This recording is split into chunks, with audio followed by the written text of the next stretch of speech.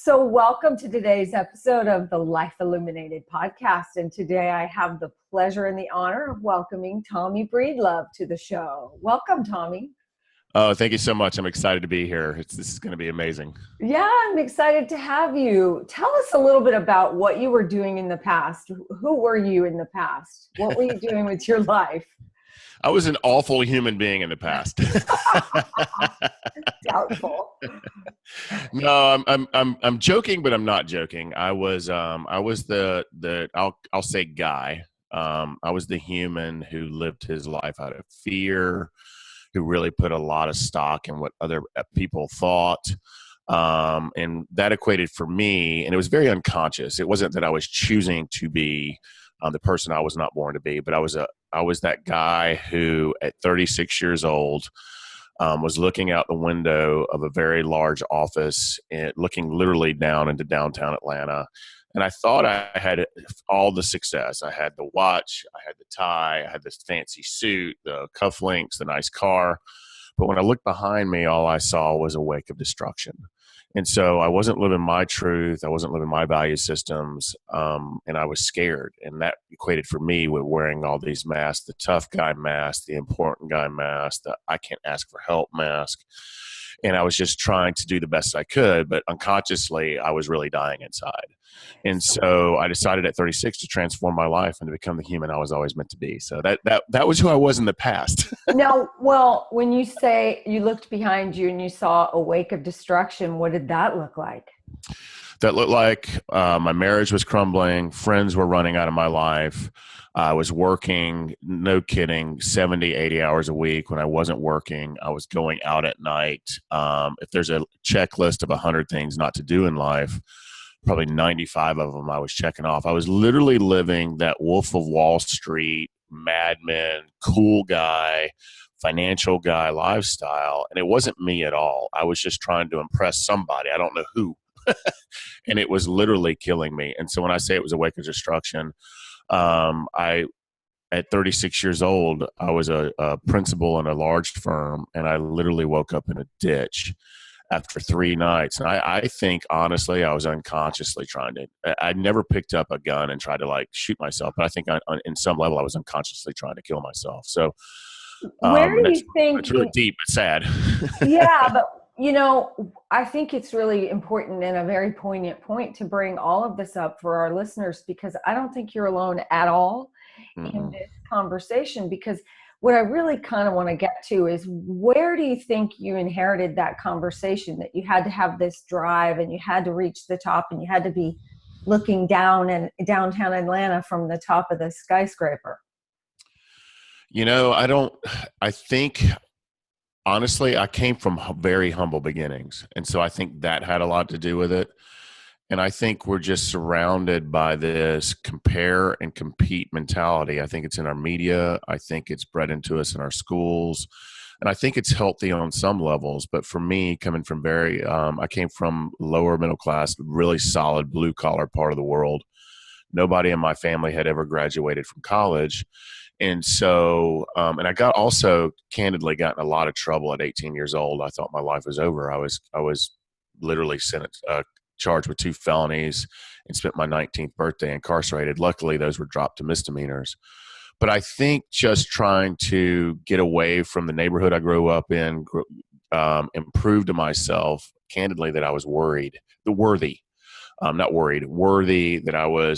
I could do something with my life. And so coming from jail, I literally went from jail to Deloitte, which is a really large financial firm, in 3 years. And so I think I was just trying to prove to myself that I was worthy, that hey, you can do this. And it manifested itself in a lot of unhealthy behaviors. I never dealt with that stuff from my childhood.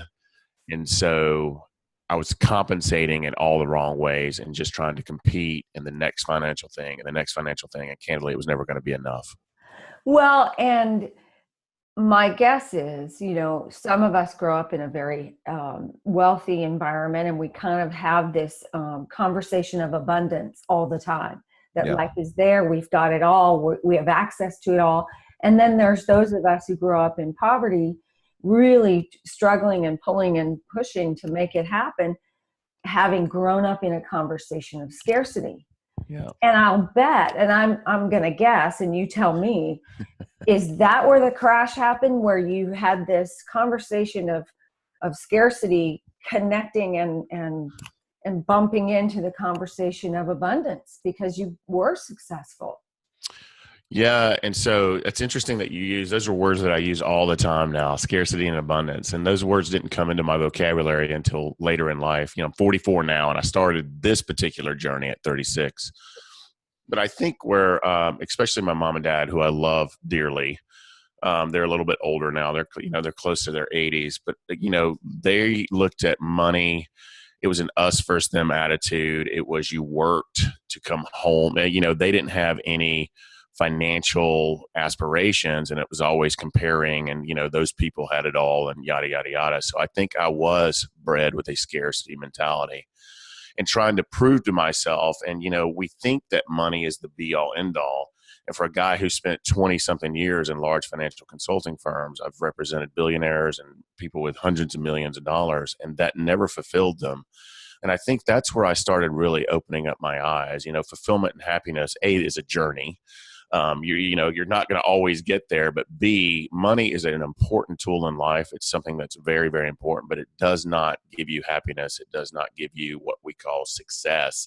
It looks like you have success, but success comes from the heart. So I think I did live a scarcity mentality for 36 years, and really, I was just scared of everything. It wasn't just money. It was just a fear of being not good enough. And that manifested itself in a lot of very unhealthy behaviors and a lot of emotional baggage, candidly. So, yeah. Well, and that's where the drive came to succeed. Yeah, absolutely. Right. So there's good and bad to both, right? Absolutely. Absolutely. And so you said you woke up in a ditch. So, and I'm not sure that's literal. Is that literal? It was. Okay. Okay.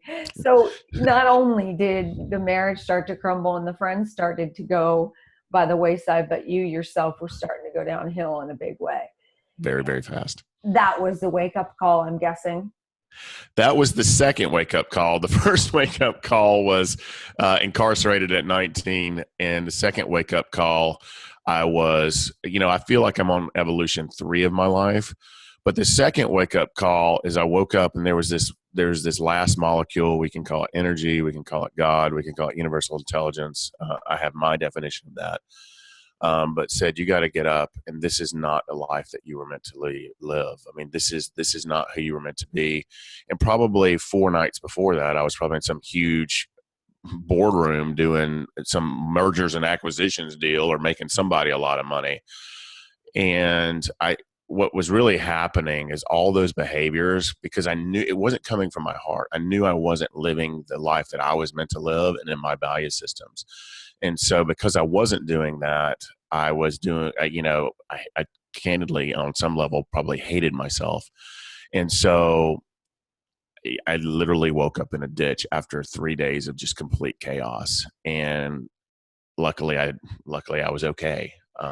So what did you do? Some people aren't okay when they wake up from that type of 3 days. So. Right. So what did you do to turn yourself around, or did you ask for help, or? This is actually, I'm smiling. We're getting really deep really early. I've meditated this morning. I've ran this morning. I've worked out. I've done my whole morning routine. And I didn't know we were going to be on video. I was like, oh no, because I'm literally coming off of exercising. But this is funny. I have this great morning routine to take care of myself. But this is the funny part of the story. So my wife and I had been going to marriage counseling for about 3 or 4 years. And every time we went to marriage counseling, about the 3rd visit, they would say, hey, why don't you come in? And Tommy, Heather, why don't you stay at home? And Tommy, why don't you come? And I'm like, what? She's clearly the problem. But one of these counselors that we saw did me the biggest favor in life. I grew up humble beginnings with a lot of abuses. And I'll just throw it out there now, I've got nothing to hide these days. Emotionally abused, sexually abused, and mentally abused. And for a young man, that's really tough. Physical abuse too. And so He said there's a program in Tennessee called Onsite, and it's called the Living Centered Program, and they can do more in 7 days with you than I can do in 10 years. That's what the counselor told me.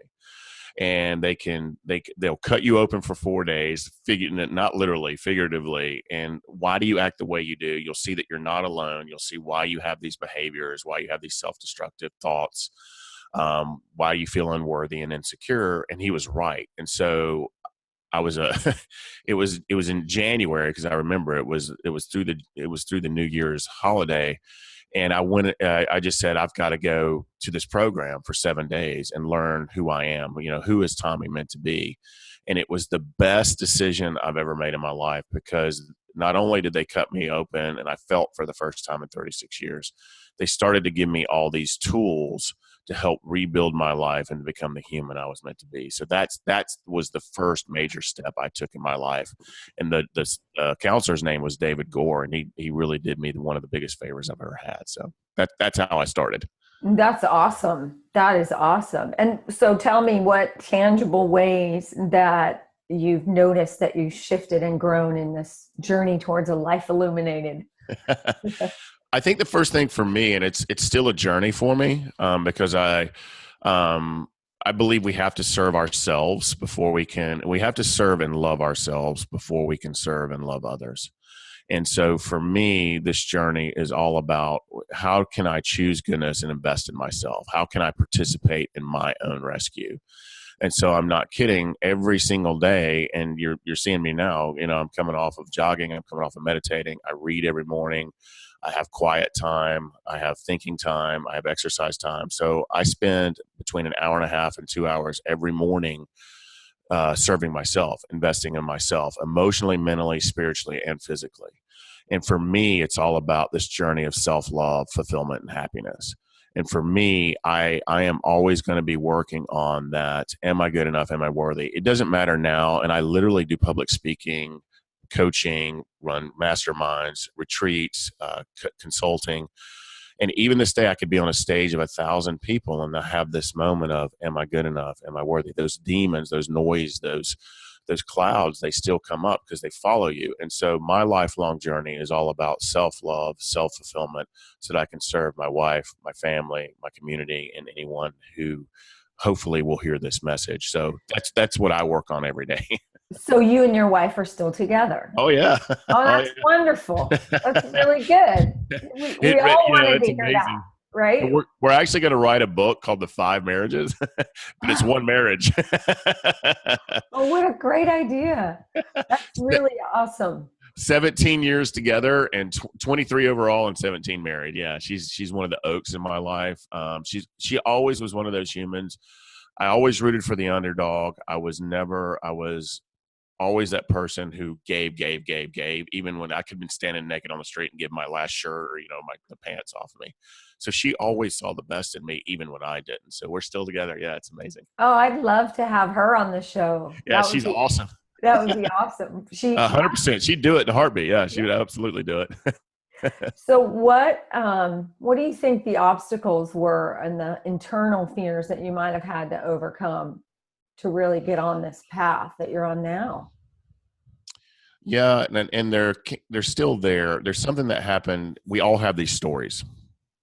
I don't care who you are on this earth, where you come from. Did you come from poor? Did you come from rich? Are you black, white, green, blue? Whatever sexual orientation. We all have a story. We've all have regrets. We've all had things done to us. Human beings are just doing the best we can. And so for me, the obstacles and the continued obstacles is just feeling secure, worthy, and loving myself. I was taught at a very young age to not love myself, that you're never going to be good enough. And that gets in your DNA. And it's crazy for me. And I want to speak for me. I don't want to speak for someone who come from pretty significant abuse. It gets down in your DNA and you really start to believe that you're not good enough and you're not worthy and you're not lovable. And that's really a sad thing.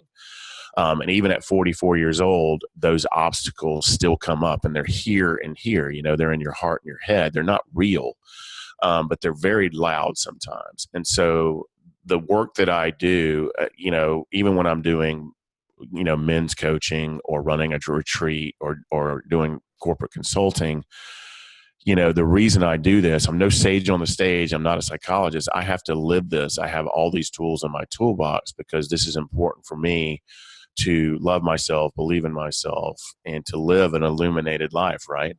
And so the obstacles for me are still emotional and mental, and and it's a journey of I'm going to have to be very dogmatic who I surround myself. I have to be very dogmatic with my morning routine. It is about love. It is about abundance-minded people. And so my obstacles is I'm still, even after 8 years of doing this, and I am a studier. I read probably 5 books a month. I go to conferences. I'm constantly sharpening my pencil to be the best human that I can be. But for me, it's going to be a lifelong journey of just one day I want unconditional love for myself. And I'm talking very woo-woo, but this stuff is very important to me. No, I don't think it's woo-woo, especially with what I do, right? So, Right. but it's true, right? I mean, like you said, it gets in your DNA, it follows you around. Yeah. I was emotionally abused by my stepdad throughout my young life. Mm. And those conversations still come up daily. It doesn't matter where I am or how strong I feel. It's still something that you just have to say, oh, okay, there's that conversation again. Let's put that aside because that's not true. And this is Right. what I tell some of my students too, is first of all, stop and ask yourself, is it true? Is this thought even true? And that's the place you get to put the pause and really reevaluate what you're thinking and make sure that you're back on track. And you're very fortunate too, because you have a loving wife who has stuck with you through it all. And for someone who has a conversation of I'm not worthy or perhaps not good enough, to have somebody in your life that loves you as profoundly as your wife obviously does is such a blessing. You're so fortunate because that helps you constantly stay in a conversation of, yes, I am lovable. Actually, see, Yeah. Look at her. She loves me. Even today, I'm like, why? Yeah, it's incredible, the power of companionship, the power of love, the power, but my friends, my network, my mastermind group, it's so interesting that everybody in the world can say they love you, but until you actually believe that you're lovable and start loving yourself, it's really hard to accept that. So you're absolutely right. I can't believe that I've had I'm on my third opportunity of getting this thing called life, because this spins around the sun. We're limited. We don't know how much time we have. And to have people in my life who love and support me. And you talked about scarcity and abundance. It's incredible to me as I've shifted my mindset, shifted my emotional set. And this was a guy back in the day who really was successful in all the Western terms.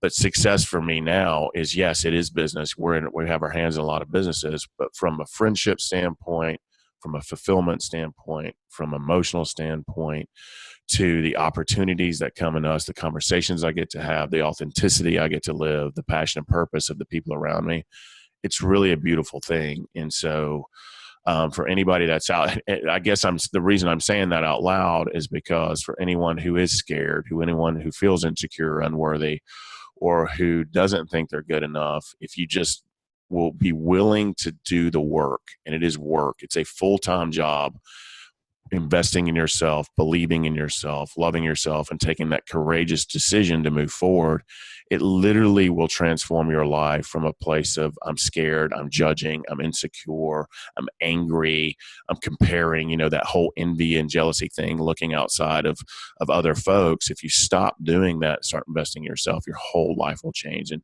the relationship I have with my wife, the relationship I have spiritually, is just so much more fulfilling now. So yeah. Well, and it is the holistic approach of being wholly and complete body, mind, and spirit. Yeah, And a totally. lot of people who come to me are looking for that quick fix, like most Americans are, right? Teach me how to meditate so I can be okay. No magic pill, is there? You got to do the work. And I appreciate you saying that, because I say to students who come to me to learn how to meditate and just take control of that side of their lives, that first we got to retrain your physiology to settle down, to get out of that constant state of fight and flight that we all live in on a daily basis, whether we're sitting on Googling and trying to find the answer to something right now, or get the news media, what's going on in the world right this minute, or whether we're really stressed in a job like you had been. First, we have to train you how to simmer down the physiology. When the body settles down, then the mind will settle down as well. And then you can open up to the spiritual side, which is the most beautiful side, I think, of meditation. But I also say, I could teach you everything I know, but if you walk out of here and you don't practice it, we just had a really nice cup of tea. That's true. That's right? So true. Yeah, it is work, but it's fun work. Yeah. You put in the time. It's rewarding work. Why would you not? We'll invest in our families. We'll invest in the stock market. We'll invest in our careers. We'll invest in our businesses. But why would you not invest with yourself? Why would you not take the time to practice your meditation, to practice, to whatever tool that, whatever flavor that you enjoy? Right. Why would you not do the work? And so for me, it's been a full-time job working on me for 8 years so that then I can go serve others. So you're spot on. It takes a lot of work. There's no magic pill, and it takes a lot of courage too, Candace. Well, it's a lot of courage. There comes the expression, if mama ain't happy, ain't nobody happy, right? So true. Mama runs the house, and if mama's a mess, that house is a mess, right? And I mean that, and I don't mean that just for women, but obviously, right? Yeah. Same. If daddy ain't happy, nobody's happy, right? Same thing, right? Super, super important that we clean our own house first. Yeah, totally. Absolutely. Yeah. And it's the thing for me, even, it doesn't matter if I'm talking to an executive or a young person trying to just really change their life. It's the thing we usually put on the back burner first is ourselves. We always put that, whether it's going to the gym or, like you said, meditating or going to a conference or reading a good book to help you grow. It's the thing that, we'll do that later. We'll do that later. We'll get to that later. And I don't know why we do that as human beings. Don't you think we do that because we're so busy trying to prove that we are worthy? Yes. I'm just going to keep doing what's the next thing to do. Let's get the to-do list out. Let's accomplish, show that I'm successful and I'm worthy. Then I'll worry about myself. And that we all do this. Everyone does this. And we think that life is lived in that 1 or 2 week vacation in Bali that we got to take after 51 weeks of working our buns off. Right. That happiness is somewhere out there to attain. And happiness, that's the biggest misperception of reality. Happiness isn't out there as you found out, isn't in the high-rise corner office, isn't in the, however many thousands of dollars in bonuses you received, or that great trip to Bali. The happiness is within, and it's right there. And we can access it in this moment, and this moment, and this moment. But we have to stop and get still first to reconnect, to hear it. And that's the key, I think. I'm with you. I love what you're saying there. I mean, the only moment we have is right now, right?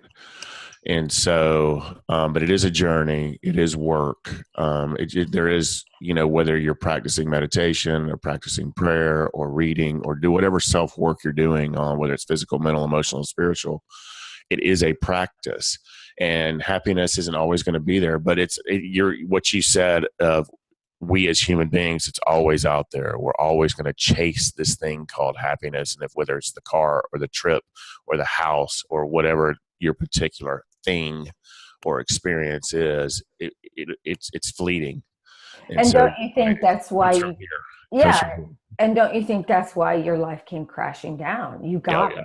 You got it. You had to be woken up, and some of us do in a really tough way. Some of us come to it on our own, but and we can only hope that we all wake up, right? Yeah, that's my passion in life, is to help people wake up and to live their truest life, or with passion, purpose, meaning, and significance, right? And that's what you've ordered your business around. What's the name of your business? I love it. So the name of the movement is Choose Goodness. I love it. For someone who felt like he didn't choose goodness for 36 years, and he made choices out of fear and for other folks, and really put a lot of stock in what everybody else thought.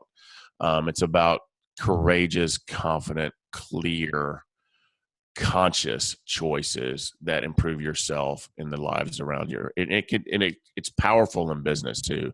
For someone who comes from the financial world, if you apply courageous, conscious, clear, and you said it, present choices, choices that benefit yourself, someone else, and your business, it can be really powerful and game changing. So that's the name of the company and the movement. It's called Choose Goodness. Well, and with a last name like Breedlove, it's perfect, right? Yeah. And I was born with that. It's interesting, for 40 years, no one ever asked me if that name was real. I guess because of what I do for a living now. And they're like, is that like a stage name? Is it like Beyonce or Prince? I'm like, no, I was born with it. So you were born into doing this. This is Yes. purpose. It's perfect, Yes. right? And now, Absolutely. and now today, don't you jump out of bed instead Oh, totally. of like, oh, I got to get to the office? I jump out of bed. I literally live the carpe diem, the seize the day, right? I get up, I do my gratitude journal, I do my exercise, I walk my dog, I do my meditation. I have books all around me that I read and pick up every day that inspire me, that make me a better human. When I get up in the morning, and I'm literally coming off my exercise, because normally my podcasts aren't videoed. I would have showered. So forgive audience. I normally am put together a little bit more, but yeah, I jump out of bed and I'm excited about, the day, and having amazing conversations like this. This would have never happened to me 8 years ago. Yeah. That I get to have these real, authentic, transparent conversations. So yes, it's amazing. Who do you think was most instrumental in your life path, or who influenced you the most? I am very fortunate. I would say first, my wife. And this is very raw for me. I felt for 36 years that I wasn't worthy of her good enough. She came from a happy household. She came from the other side of the tracks, and I was always trying to get her to hate me. And the fact that she never would do that, she was always this oak in my life and always believed in me, unconditionally loved me. I would say her first. And then this is miraculous. And I think this is why I was, I'll call it, called to do this work. Even when I was a very young man who was very bullied, and guess what happens to the bully? He becomes the bully and got in a lot of trouble at 18 years old. Even then, incarcerated, being a white young man in South Atlanta, this African American former gang member took me under his wing along with a sheriff.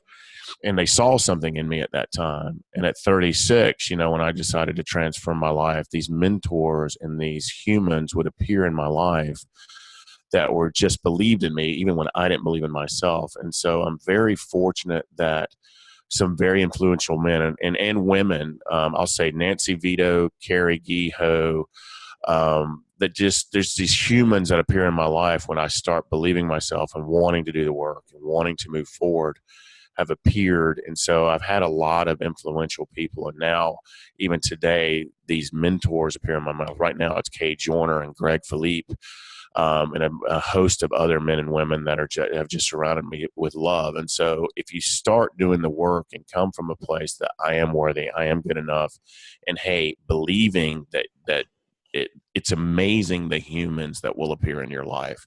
Like attracts like, and dark attracts dark. So but I was very fortunate, and I don't understand it, and I just have to trust it, that even when I was down, these humans appeared in my life to say, get back up, son, you can do this.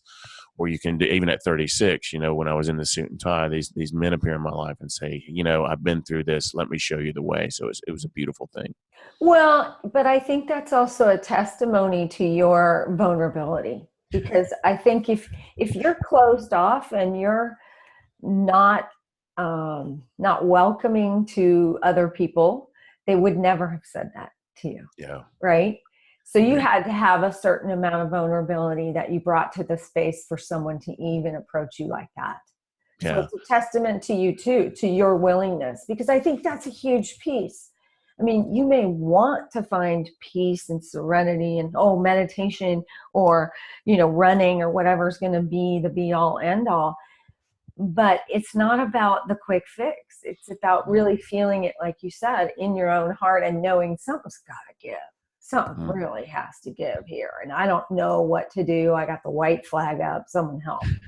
So even if you didn't actually say that, the energy you're putting out had those people attracted to you.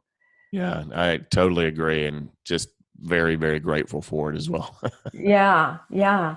So I know you've given us a lot of suggestions already, but do you have any other suggestions for anyone listening who might be feeling stuck and stopped from living that life they really want to live? Yeah, I would say and it is a feeling, and it's also mental, right? You know that you're not happy, and you don't have to go down into the emotional heart side. I think that's tough for some people to do because we close that off because we don't want to feel right. We want to either work it off or drink it off or social media or news or watch that 95th minute of Netflix or 95th show on Netflix, right? It's just so we don't have to feel. We're just always out there. I would say if you feel stuck, or be on the lookout for these things: anger. Are you judging a lot of folks? Are you envious? Are you constantly looking out there and say, "Oh, I wish I had that car or that house," or "I wish I was that successful," or "I'm not pretty enough," or "I'm too heavy"? Are you constantly comparing, competing, judging, criticizing? Be on the lookout for those. I would say if you're doing that, that means you're not in the flow. That means you're not living your happy, fulfilled life. And so, what I would suggest, and this is it takes courage, is you have to do something. It could be take 15 minutes for yourself. It could be pick up a book. There's so much information out there. It could be Googling, how do I improve my life? It could be hiring a coach, and that takes a lot of courage, whether it's a life coach, a psychologist, joining a mastermind, reading a book, taking a walk. But I would say you have to take some time for yourself. It's the simplest thing to do and the hardest thing to do. Start with 10 minutes every day of just getting quiet and thinking. You don't have to. I'm not going into meditation yet because that's a practice and that's a learned skill, and it's an exercise for your mind and soul. But if you can start with 10 minutes of just really pondering your life and taking the courage to take that first step of that journey. And there's a lot of tools. There's a lot of people out there. There's 2 people on this call, but really take the courage to take that first step to really improve your life. And once you take that first step, Rome wasn't built in a day, and the whole cliche is you can't eat an elephant, one bite at a time. But what happens when you take the courage and you take that first step, whatever that first step might be? And I would suggest getting quiet with yourself for 10 minutes a day and just really watching your thoughts and seeing, where I call the Tommy go round. Where does that thing go? Once you realize that, hey, I'm not happy, I'm not fulfilled, and let me start this journey, go out and reach out to someone like the 2 people on this call to really help show you the way, right? Yeah. Yeah. I mean, that's the key, right? Hold out your Yeah. hand, right? Yeah, And totally. then when we get ourselves back on solid ground, then we can extend the hand. And It takes that's, a lot of courage to ask for help, yeah, it sure does. especially from yourself. Well, yeah. Yeah. And where can people learn more about you, Tommy? There's 2 places you can go. You can email me directly. This is really simple. Tommy@TommyBreedlove.com. It's so weird to hear me say that. You can also look me up on Choose Goodness or Tommy Breedlove. So it's either one of those places. We have websites, we have social media. We put a lot of goodness in the world, and love to hear from you. Love to hear your journey. So yeah, it's either Tommy@TommyBreedlove.com, or you can go to TommyBreedlove.com and look at me. Or and so it's really, this whole thing in life is about achieving meaning and significance, right? And being fulfilled, being happy, balance, less stress. But you can do that and really work in your passion and what I call your zone of brilliance or your zone of genius. That's what Gay Hendricks from The Big Leap called it.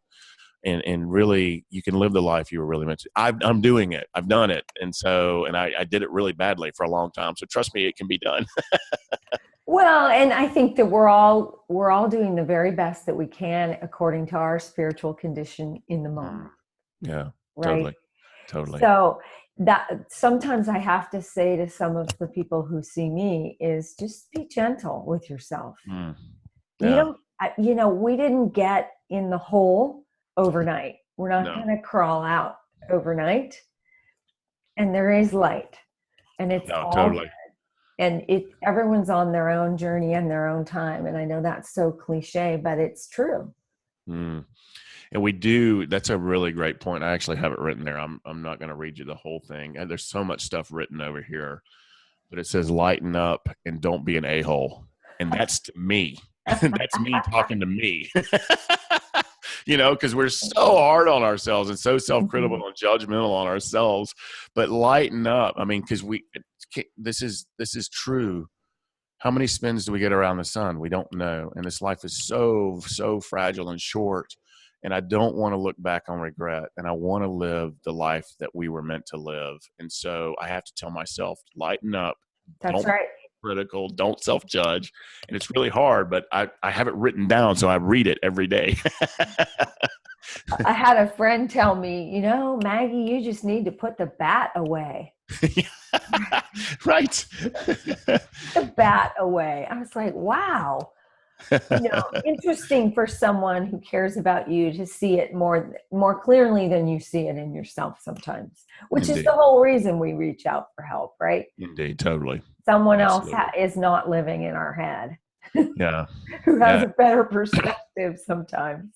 And I think this is important too, and I know we're coming to the end, but I think it's really important to know, and this was critical for me, and we're seeing all this darkness in the media. We're not alone. These thoughts and emotions that we have of insecurity, unworthiness, am I good enough? Will people really like me? Then the self-judgment that we have on ourselves, we're not alone. Every human being on earth has that. And I think for people to know they're not alone in their thoughts and emotions and fears is critical. And so just know you're not alone, and that there is a very courageous choice that you can make to start today to do something better for your life. So I think that's critical for folks to know that as well. To start living a life illuminated. Yeah, I love it. I love the word illuminated. When we were chatting over email, I was like, oh, this is going to be awesome. Yeah. Well, I so much appreciate your time. It's really been fun talking to you, Thomas. Thank you so much. Yes, thank you. Yeah, and I look forward to staying in touch with you and sharing your journey a little more and connecting again at some point. Indeed. I look forward and having my wife on the show. Yeah, that would be great. Yeah. So thank you. Oh, you're very welcome. Be well. Okay.